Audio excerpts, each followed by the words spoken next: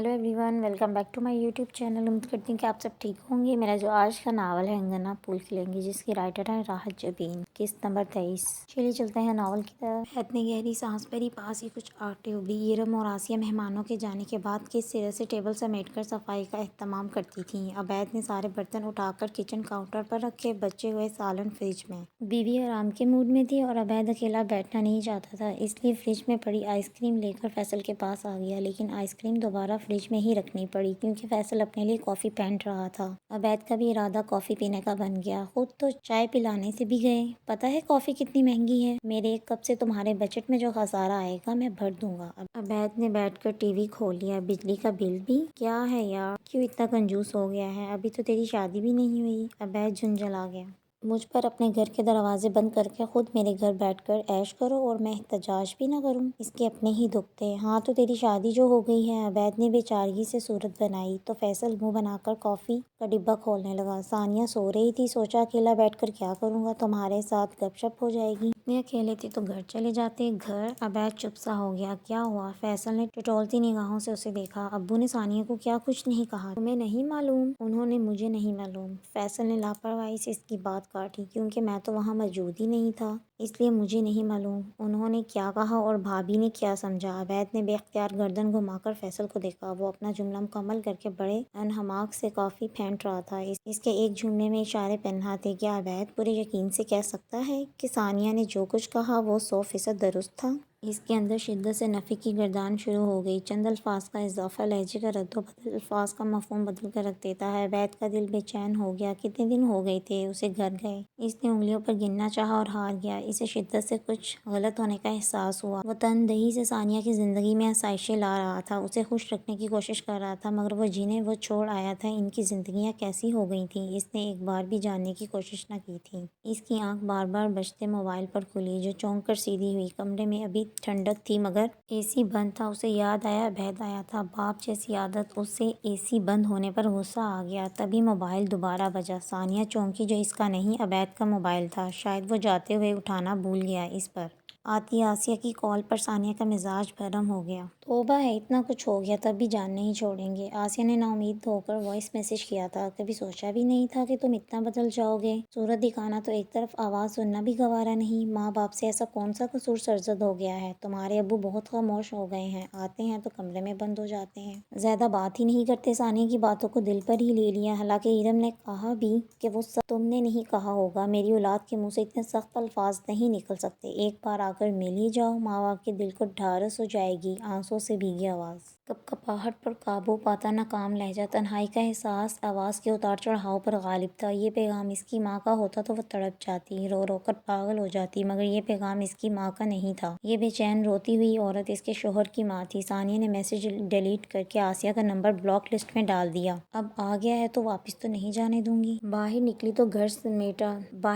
घर सिमटा हुआ था। वाह, सुगर माँ का सुगर बेटा। इसने बाल समेट कर लाउंज के पर्दे हटाए, घर की बत्तियां जलाई। एक बार फिर आसूदगी से अपने घर को देखकर निहाल हो गई। तभी अबैद वापस आ गया। तुम कहाँ चले गए थे? मैंने कहाँ जाना था, फैसल की तरफ था। तुम्हारी नींद पूरी हो गई? हाँ, इतनी थकावट हो गई थी कि अब तुम कहाँ रह गए थे? अम्मा और राबिया पूछ रही थी। सानिया ने टटोलती निगाहों से उसे देखकर, जो बेडरूम की तरफ जा रहा था, दोस्त की तरफ था। सोचा तुम लोग दिल खोलकर चुगलियाँ कर लो। औरतों की महफिलों में क्या करूँगा, हम चुगलियाँ नहीं करते। सानिया खफा हुई। सारी बातें फ़ोन पर ही हो जाती हैं। अबैद मुस्कुराहट दबाकर बेडरूम में आ गया। अपना मोबाइल लेकर वहीं लाउंज में बैठकर देखने लगा। कुछ खाओगे? सानिया नजरें चुराती किचन की तरफ आ गई। हाँ, खाना तो खाना है, मैं गर्म करती हूँ। यार मेरे लिए तो ताज़ा रोटी बना दो। उसे दोपहर के बच्चे नान निकालते देखकर अबैद ने कहा, अब यही खा लो। मुझे ताज़ा रोटी खानी है, बासी नान नहीं खा सकता। लहजा दो टोक था। बासी कहाँ है? दोपहर में तो आए थे। अब मैं एक रोटी का आटा गूंदने बैठ जाऊँ? सानिया चिढ़ गई। इसमें कौन सी रॉकेट साइंस लगती है, गूंद लो। वह इत्मीनान से कहकर वापस बेडरूम में चला गया। गुस्से से सानिया का बुरा हाल हो गया। जी मैं आया, बिल्कुल रोटी ना बनाए, मगर गुस्से से आटे वाला डिब्बा खोलने लगी। इस कौम के मर्दों की वाहिद प्रॉब्लम ताज़ा रोटी। बड़बड़ाते खोलते रोटी बन गई। اب اسے کوئی پوچھے تو تم نے کون سا بیٹھ کر ایٹم بم بنانا ہے جو تازہ روٹی بھی شوہر کو بنا کر نہیں دے سکتی؟ تم نہیں کھاؤ گی؟ اس نے کھانا رکھا تو عبید نے نارمل انداز میں پوچھا۔ میں باسی نان ہی کھا لوں گی، مجھے کچھ نہیں کہتے، وہ چڑ کر بولی۔ عبید خاموشی سے کھانا کھانے لگا۔ اگر آج احتجاج نہ کرتا تو اگلے کئی دن باسی نان ہی کھانے پڑتے۔ اس نے گن لیے تھے کتنے بچ گئے ہیں۔ اچھا سنو یہ لو۔ اس نے جیب سے ایک لفافہ نکال کر اس کی طرف بڑھایا۔ اس میں کیا ہے؟ ثانیہ نے تیوری چڑھا کر پوچھا۔ میری پے ہے، سنبھال لو۔ ہیں؟ اس نے لپک کر لفافہ پکڑا۔ شوہر کی پہلی پوری تنخواہ اس کے ہاتھ میں تھی۔ کہاں کی ناراضی، کہاں کا غصہ؟ وہ نوٹ نکال کر گننے لگی۔ اب تو آج پہلی بار پتہ چلا ہے کہ اس کے شوہر کی تنخواہ کتنی ہے۔ صبح شاپنگ کے لیے چلیں گے؟ عبید نے مسکرا کر اس کے پرمسرت چہرے کو دیکھا اور کھانا کھانے لگا۔ یہ بی بی جان کو دے دینا۔ عفان نے لفافہ اس کی طرف بڑھایا۔ یہ گھر کے خرچے کی رقم تھی۔ تھکا ہوا آیا تھا تو بس شاور لے کر سونے کی تیاری میں تھا۔ آپ صبح خود ہی دے دینا۔ ایرم نے لفافہ لے کر دراز میں رکھ دیا۔ تمہیں کوئی پرابلم ہے؟ عفان کو اس کا ٹالنے والا انداز اچھا نہیں لگا۔ نہیں، لیکن آپ ہمیشہ ان کے ہاتھ میں دیتے ہیں، میرے ذریعے دیں گے تو اچھا نہیں لگے گا۔ مائیں اس معاملے میں بہت پوزیسو ہوتی ہیں۔ جوتے اتارتے عفان نے چونک کر سر اٹھایا۔ بی بی جان اس طرح نہیں سوچتی۔ آپ عورت کی سائیکی نہیں سمجھ سکتے، اس لیے ان باتوں پر بحث مت کیا کریں۔ مرد کی نظر میں جو باتیں معمولی ہوتی ہیں، عورت کی پوری زندگی ان باتوں کے گرد گھومتی ہے۔ میں نہیں چاہتی کہ انہیں ایک لمحے کے لیے بھی احساس ہو کہ میں ان کی جگہ لینے کی کوشش کر رہی ہوں۔ فیروزی کڑھائی والے سوٹ میں ملبوس یہ سادہ سی لڑکی اپنے ہر عمل میں خاص تھی۔ تم اتنی چھوٹی چھوٹی باتوں کا خیال کیسے رکھ لیتی ہو؟ وہ کھڑا ہوا۔ ایرم اس کے کندھوں تک آتی تھی، سر اٹھا کر اس کی آنکھوں میں جھانک کر مسکرائی۔ ان چھوٹی چھوٹی نزاکتوں کا خیال رکھنا ہی رشتوں کو مضبوط کرتا ہے، تو رکھا کرو۔ عفان نے اس کی ٹھوڑی چھوئی۔ ہمارے رشتے میں نزاکتوں کا خیال؟ سارے کام میں ہی کروں؟ اس کی آنکھوں میں خفگی کا تاثر ابھرا۔ میں آپ کے گھر والوں کا خیال رکھتی ہوں تو آپ کو میرا خیال رکھنا چاہیے۔ ہائے یہ ناز، یہ انداز، سادگی اور پرکاری کا مجموعہ۔ ہم اپنی مسز کا خیال نہیں رکھیں گے تو اور کون رکھے گا؟ عفان کی تھکن تو پیاری سی بیوی کی پیاری پیاری باتوں سے ہی اتر گئی تھی۔ وہ اس کے گھر آتے ہی مسائل لے کر نہیں بیٹھ جاتی تھی۔ جب رات کو اطمینان سے بیٹھتے تو پھر اس کی باتیں شروع ہو جاتی۔ لہجہ شکایتی نہیں ہوتا تھا مگر ہر بات شیئر کرتی۔ مانی کی شرارتیں مسرت کی حمایت تھے۔ نوک ٹوک کی کام چوری کی اس بات پر بی بی جان سے ڈانٹ پڑی۔ وہ لوگوں میں مسکراہٹ دبائے اس کی سنتا جاتا۔ میں کس دیوار سے بات کر رہی ہوں؟ میں کسی دیوار سے بات کر رہی ہوں؟ کچھ خود بھی بول لیا کریں۔ تم بولتے ہی اتنا پیارا ہو کہ میری بولتی بند ہو جاتی ہے۔ شروع میں گھر آتا تو آفس کی ساری ٹینشن ساتھ لے آتا تھا۔ اس کے غصے سے خائف ایرم اس کے سارے کام کرتی مگر دور دور رہتی، خود کو مانی یا بی بی جان کے ساتھ مصروف کر لیتی۔ عفان کا موڈ بہتر ہوتا تو آس پاس خالی پن کا احساس ہوتا۔ ایک دن اس نے گھیر ہی لیا۔ کیا بات ہے، مجھ سے دور کیوں بھاگتی ہو؟ نہیں تو وہ بوکھلائی۔ مجھ سے جھوٹ بولنے کی ضرورت نہیں، مجھے آپ کے غصے سے ڈر لگتا ہے عفان۔ ایرم نے جھجکتے ہوئے بتا دیا۔ اسے باتیں دل میں رکھنے کی عادت نہ تھی۔ کون سا غصہ؟ عفان کو اندازہ ہی نہ تھا کہ وہ ایرم کو تو کچھ نہیں کہتا تھا۔ ابو کہتے تھے کہ مرد کو ہمیشہ باہر کی ٹینشن باہر ہی چھوڑ کر گھر آنا چاہیے۔ اس نے ایک ہی جملے میں کہہ دیا۔ تب سے عفان دانستہ اور شعوری کوشش کرتا تو وہ باہر کے بکھیڑے باہر ہی چھوڑ کر گھر آئے۔ اچھا یہ سب کی تنخواہیں بلا کر دے دو۔ اگلی صبح جب عفان نے رقم ماں کے حوالے کی تو انہوں نے ایرم کو بلا لیا۔ اب اسی کے ہاتھوں سب کروا رہی تھی۔ عفان نے بتا دیا تھا کہ میں نے ایرم کو رقم دی تھی مگر اس نے انکار کر دیا۔ ہاجرہ مسکرا دی۔ ایرم نے انہیں کبھی مایوس نہیں کیا تھا۔ حتی الامکان ان کی بھی کوشش ہوتی ایرم کو بہو ہونے کا پورا مان دیں کیونکہ تالی دونوں ہاتھوں سے بجتی ہے۔ بی بی جان کے ہوتے ہی تو کوئی ذمہ داری اپنے سر نہ لوں۔ ہاں ٹھیک ہے مگر میرے ساتھ مل کر سیکھنا تو پڑے گا، تبھی تو سمجھ میں آئے گا کہ گھر کیسے چلانا ہے۔ عفان مسکرا کر مانی کے ساتھ کھیلنے لگا۔ آج سنڈے تھا سو پورا وقت فیملی کے لیے تھا۔ ماشاء اللہ، نظر نہ لگے ساس بہو کی جوڑی کو۔ چائے لے کر آئی مسرت بے ساختہ بولی تو سبھی مسکرا دیے۔ چوکیدار کی بیٹی کی شادی ہے، اس کے جہیز کے لیے بھی کچھ چیزیں خریدنی ہیں۔ بی بی جان پیسے نہ دے دیں، وہ اپنے آپ اپنے حساب سے خرید لیں گے۔ ایرم نے صلاح دی۔ ہاں یہ بھی ٹھیک ہے، ایسا ہی کر لیتے ہیں بی بی جان۔ میں عفان کے ساتھ مارکیٹ چلی جاؤں؟ سارا بکھیڑا سمیٹ کر اس نے اجازت طلب کی۔ ہاں کیوں نہیں، جاؤ تم لوگ۔ مانی کو میرے پاس چھوڑ جانا۔ نہیں مجھے مانی کے بھی کپڑے لینے ہیں، موسم بدل رہا ہے، مجھے تجربہ بھی نہیں ہے تو ناپ کا مسئلہ ہو سکتا ہے، تم لوگوں کو مشکل ہوگی، یا پھر مسرت کو ساتھ لے جاؤ۔ انہیں تشویش ہوئی۔ مسرت آپ کے پاس رہے گی اور فکر نہ کریں، ہم دونوں مینج کر لیں گے۔ عفان بول اٹھا تو انہیں تسلی ہو گئی۔ مسرت تمہیں کچھ چاہیے؟ ایرم نے اٹھتے اٹھتے پوچھا۔ میں نے تو کبھی کوئی فرمائش کی ہی نہیں، جو بھی نیلا جوڑا اور میچنگ جوتا دلائیں گی لے لوں گی۔ اس نے معصومیت آمیز چالاکی سے آنکھیں پٹپٹائی تو ایرم کو ہنسی آ گئی۔ لے آنا اس معصوم بی بی کا نیلا جوڑا۔ ہاجرہ مسکرائیں۔ جی ارم اور عفان گئے تو ہاجرہ نے آسودگی بھری سانس کھینچی۔ تم نے دیکھا، یہ ہوتی ہے تہذیب یافتہ ماؤں کی تربیت۔ یہ تو ہے، تم بھی کچھ سیکھ لو، تم نے بھی سسرال جانا ہے۔ بی بی جان کے کہنے پر وہ شرما گئی۔ عفان کے ساتھ شاپنگ ایک دلچسپ تجربہ تھا۔ وہ اسے روکتا تھا، نہ جلدی مچاتا تھا۔ ارم تسلی سے مانی کی اور اپنی چیزیں پسند کر رہی تھی۔ عفان نے محسوس کیا وقت کے ساتھ ساتھ اس میں صبر اور تحمل آنے لگا تھا۔ وہ پہلے کی طرح جلد باز نہیں رہا تھا۔ شاید یہ ذمہ داریوں کا احساس تھا جو اسے میچور کر رہا تھا۔ اس لڑکی کی رفاقت جس میں سکون، تحمل اور صبر تھا۔ پہلی بار کی جلد بازی اور جذباتی پن کے بعد ارم نے جیسے تہیہ کر لیا تھا کہ وہ اپنی اس خامی پر قابو پائے گی۔ بہت سے معاملات تھوڑا وقت دینے اور وقتی طور پر ٹال دینے سے خود بخود سیٹ ہو جاتے ہیں۔ آہا، ارم، ثانیہ اور ارم کا ٹکراؤ بہت ہی غیر متوقع تھا۔ ثانیہ کے ہاتھ میں بہت سے شاپنگ بیگز تھے اور وہ اکیلی تھی۔ مجھے پہچانا، تمہاری پرانی دوست ثانیہ۔ بیگز عفان کے ہاتھ میں تھے اور ارم کے پاس مانی کی پران تھی۔ وہ تھک کر سو گیا تھا۔ ثانیہ نے ذرا سا رک کر جھک کر مانی کو دیکھا۔ یہ بچہ تمہارا ہے، لیکن تمہاری شادی کو تو ابھی چند ماہ ہی ہوئے ہیں۔ ثانیہ کا خوشگوار موڈ ڈرامے بازی میں آمادہ تھا۔ اچھا، بری میں ملا ہے۔ ارم نے غصے سے لب پینجے، پھر تحمل سے مڑ کر عفان سے کہا، عفان آپ چلے، میں آتی ہوں۔ عفان ایک ناگوار سی نگاہ ثانیہ پر ڈال کر آگے بڑھ گیا اور ڈرائیور کو کال کرنے لگا تاکہ وہ سامان لے کر گاڑی میں رکھے۔ ثانیہ، یہ انتہائی گھٹیا مذاق تھا۔ ارم نے عفان سے نظریں ہٹا کر ثانیہ کو دیکھا۔ جو نہیں جانتا وہ تو یہی سمجھے گا۔ ثانیہ نے لاپرواہی سے کندھے اچکائے۔ تم ہمیشہ سے اتنی ہی چیپ ہو؟ جو مرضی کہہ لو، مجھے برا نہیں لگے، کیونکہ یہ تم لوگوں کی جلن بول رہی ہے، کیونکہ مجھے عیش کرتا دیکھ کر تم لوگوں سے برداشت جو نہیں ہو رہا۔ اس نے شاپنگ بیگز والے ہاتھ اوپر کیے۔ ارم نے اس سے کہیں زیادہ شاپنگ کی تھی، مگر وہ اس طرح آپے سے باہر نہیں ہوئی تھی۔ میری مانو تو تم بھی عفان کو لے کر الگ ہو جاؤ، ورنہ ساری زندگی اس بچے کو پالتی اور ساس کی خدمت کرتی رہو گی۔ اف، تمہیں دیکھ کر تو ترس آ رہا ہے۔ کیا اس کا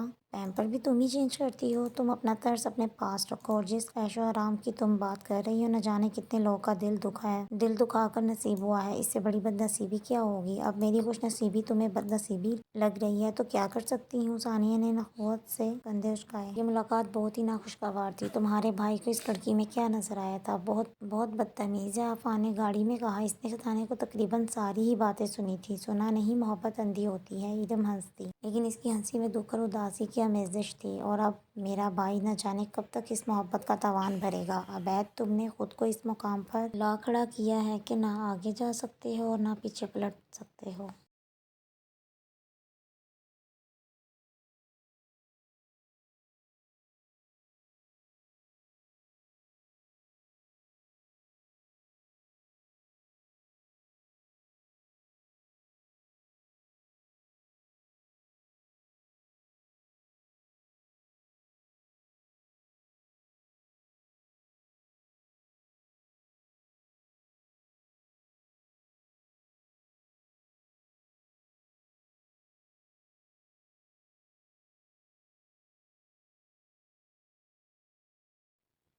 لا کھڑا کیا ہے کہ نہ آگے جا سکتے ہو اور نہ ہی پیچھے پلٹ سکتے ہو۔ سڑک کے کنارے کھڑی ثانیہ کھول کر آدھی ہو گئی۔ اس نے دیکھا تھا ڈرائیور نے سارا سامان گاڑی میں رکھنے کے بعد ارم کے لیے دروازہ بھی کھولا تھا۔ بدتمیز بیہودہ بندہ، لفٹ ہی دے دے، آخر بھابھی لگتی ہوں۔ ٹیکسی رکشہ بھی اس کا ضبط آزما رہا تھا، جو پہلے ہی زیرو تھا۔ تبھی ایک گاڑی اس کے پاس رکی جس میں بیٹھے فرق کو دیکھ کر وہ بری طرح چونکی۔ وہ اتر کر پاس آیا۔ تم اتنی گرمی میں یہاں کھڑی کیا کر رہی ہو؟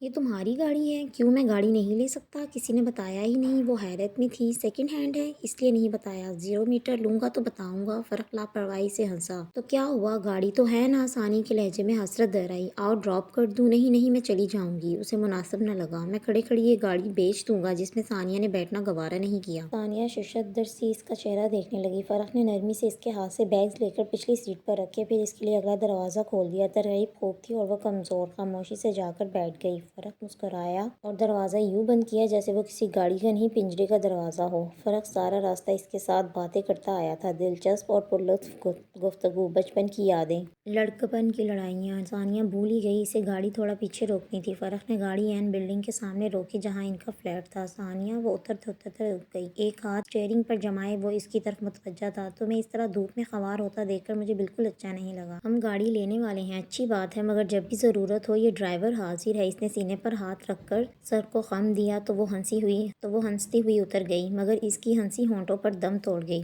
عبید کب کا گھر سے نکلا تھا، بہت دیر کے بعد واپس آیا تو پتہ چلا کہ بائیک خراب ہو گئی تھی، وہی ٹھیک کرواتا رہا۔ بائیک بیچ تو اب زیادہ ہی تنگ کرنے لگی ہے، ثانیہ نے اسے پانی کا گلاس دیتے ہوئے کہا۔ تو آفس قسط پر جاؤں گا، عبید نے پانی کا گھونٹ بھرا۔ تو گاڑی لے لو، ثانیہ نے پاس بیٹھ کر مشورہ دیا۔ عبید نے پانی کا گھونٹ بھر کے حیرت سے اسے دیکھا، پھر اشتیاق سے پوچھا، یہ بھی صحیح ہے، کون سی لیں؟ جو بھی تم افورڈ کر سکو۔ ثانیہ خوش ہو گئی، گاڑی تو اب دن رات اس کے حواسوں پر سوار رہنے لگی تھی۔ تو سویٹ ہارٹ، تو میں تو اس وقت گاڑی کا پہیہ بھی افورڈ نہیں کر سکتا، اس کو جتا کر عبید نے دوبارہ گلاس کو منہ لگا لیا۔ ثانیہ چپ سی ہو گئی، پھر مایوسی سے گویا ہوئی، مطلب ہم کبھی بھی گاڑی نہیں لے سکیں گے؟ میں نے یہ تو نہیں کہا، بہت تکلیف ہوتی ہے عبید جب آپ کے جاننے والے آپ کے سامنے گاڑی میں بیٹھ کر چلے جائیں اور آپ سڑک کے کنارے دھوپ میں کھڑے ہو کر ٹیکسی کا انتظار کر رہے ہوں۔ وہ منظر آنکھوں میں کھپ سا گیا تھا۔ عبید نے اس کا ہاتھ اپنے ہاتھوں میں لے کر سہلایا۔ انشاءاللہ ہم گاڑی لے لیں گے، بس تھوڑا سا انتظار زیادہ لمبا نہ ہو جائے، میں بتا رہی ہوں میں زیادہ انتظار نہیں کروں گی، مجھے صرف گاڑی چاہیے، ساتھ سلامت رہنا چاہیے محترمہ، انتظار ختم ہو ہی جاتا ہے۔ بجٹ سیٹ کرتے ہیں، اس نے جوش سے تجویز دی۔ تو عبید کو یاد آیا کہ اسے پہلے کچھ اور چیزوں کی انسٹالمنٹ جمع کروانی ہوتی ہے، باقی پیسے وہ بجٹ بنانے بیٹھا تھا۔ ہاں وہ کچھ میں نے شاپنگ کر لی، ثانیہ نے لاپرواہی سے کہہ کر موبائل اٹھا لیا۔ تو تم تو گروسری کے لیے گئی تھی، وہ مطمئن تھا کہ کچن کا سارا سامان ثانیہ نے لا کر رکھ دیا ہے۔ گئی تھی مگر وہ اینڈ سیزن سیل چل رہی تھی تو میں نے کپڑے جوتے خرید لیے، اب باقی مہینہ کیسے گزارا ہوگا؟ وہ پریشان ہو گیا۔ یہ ہیں تو ثانیہ نے رقم کی طرف اشارہ کیا۔ بلز دینے ہیں، رینٹ، اور عبید نے خرچے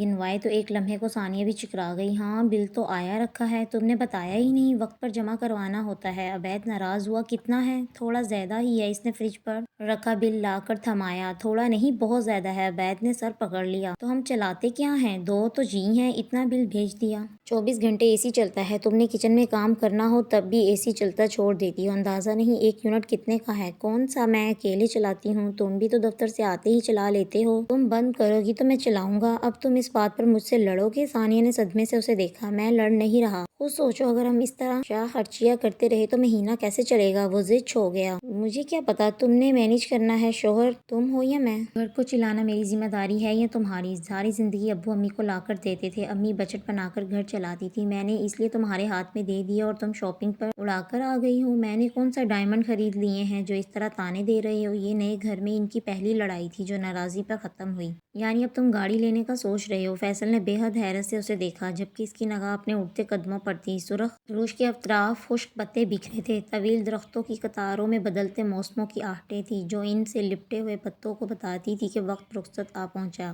سوچ نہیں رہا، بس دل چاہ رہا ہے۔ جس طرح اس نے فرمائش کی، کاش میں ثانیہ کو گاڑی گفٹ کر سکتا۔ عبید کے لہجے میں مایوسی تھی۔ فیصل ہنس پڑا، حالانکہ اندر سے وہ چڑ گیا تھا۔ سوچتے تو تم لوگ یوں ہو جیسے بل گیٹس کی اولاد ہو۔ او بھائی ہتھولا رکھ، میں اس کی خواہشوں پر پابندی تو نہیں لگا سکتا۔ عبید رات کو لاؤنج میں سویا تھا اور ثانیہ نے صبح اسے ناشتہ بنا کر نہیں دیا۔ دوپہر تک عبید کا غصہ اترا تو اسے احساس ہوا کہ وہ کچھ زیادہ بول گیا تھا۔ ثانیہ نے کون سا گھر چلایا تھا جو اسے بیلنس کرنا آئے، وہ بھی سب کچھ ابھی سیکھ رہا تھا۔ تبھی اس نے دوپہر گھر میں کال کر کے ثانیہ کو منا لیا تھا۔ ہر چیز اعتدال میں اچھی لگتی ہے یار، نہ وہ شہزادی ہے جسے تخت پر بٹھا کر مورشل جھولتے رہو، نہ تم شہزادے ہو جو کاف سے اس کے لیے سیب توڑ لاؤ گے۔ یار برا نہ ماننا، لیکن تم نے ثانیہ کو اتنا اسپیشل فیل کروا دیا ہے کہ اب وہ کم پر راضی نہیں ہوتی۔ فیصل نے صاف گوئی سے کہا تو عبید خاموش سا ہو گیا۔ بات تو سچ ہی تھی، بھابھی کو سمجھاؤ عبید، اب تم لوگوں پر ایک گھر کی ذمہ داری ہے اور وہ اسی طرح فرمائشیں کرتی رہی تو کیسے گزارا ہوگا؟ تم سے ذرا سی بات کیا کی، تم نے تو لیکچر ہی شروع کر دیا۔ ثانیہ اتنی بھی بے وقوف نہیں ہے، وہ میرے ساتھ خالی گھر میں بھی خوشی خوشی رہ لے گی۔ عبید نے راستے میں آئے کنکر کو ٹھوکر ماری تو فیصل خاموش ہو گیا کہ شاید وہ زیادہ پرسنل ہو رہا ہے۔ تم ابھی تک امی ابو سے ملنے نہیں گئے؟ اب تک ناراض ہو؟ پتہ نہیں راضی ہے یا اس عمر میں انہیں اکیلا چھوڑنے کی شرمندگی؟ کئی بار سوچا مگر ہمت نہیں ہوتی۔ ہم دونوں باری باری گئے تھے، انہوں نے ہم دونوں کے ساتھ۔ عبید ایک لمحے کو خاموش ہو گیا، اسے لگا وہ اپنی ہر بات فیصل سے شیئر کرنے لگا ہے۔ پھر اس نے بات اور لہجہ دونوں بدل لیے۔ تم سناؤ، تم شادی کب کر رہے ہو؟ تمہیں دیکھ کر توبہ کر لی۔ فیصل کی زبان پھسلی تو عبید نے پنجے سے کنکر اٹھا کر اسے دے مارا۔ مجھ پر طنز کر رہے ہو؟ میں نے تو سونیا سے صاف کہہ دیا ہے، میرے ساتھ ہی نہیں میری فیملی کے ساتھ بھی بنا کر رکھو گی۔ میز پر ادھیڑ عمر جوڑا پرسکون اور شانت تھا۔ وہ عمر کے اس دور میں تھے جہاں باتیں کم ہو جاتی ہیں اور رفاقت کا احساس بہت گہرا۔ توفیق نے اپنی بیوی کے بالوں کی سفیدی کو دیکھا تو نرمی سے ہاتھ تھام کر کہا، ہماری زندگی یہی یہیں پر ختم نہیں ہو جاتی آسیہ۔ ٹھیک ہے اولاد اپنی اپنی زندگی میں مگن ہے، مگر ہم دونوں تو ہیں نا۔ کتنے ڈنر، کتنے لنچ، کتنی خاندانی خوشیاں ان بچوں کی خاطر چھوڑ دی تھی۔ اپنی ساری قوت، ساری جوانی، صحت، توانائیاں بچوں پر وار دیں۔ سفید پوش گھرانوں کے لوگ اولاد کو پالتے نہیں ہیں، ان پر اپنی زندگیاں وار دیتے ہیں، اس آس میں کہ جب ان کا وقت آئے گا تھک کر آرام کرنے کا تو اولاد ہی اس طرح ان کا سہارا بنے گی جس طرح وہ بنے تھے۔ نیکسٹ ایپیسوڈ جلدی اپلوڈ کروں گی، تب تک کے لیے اللہ حافظ، اپنا خیال رکھیے گا۔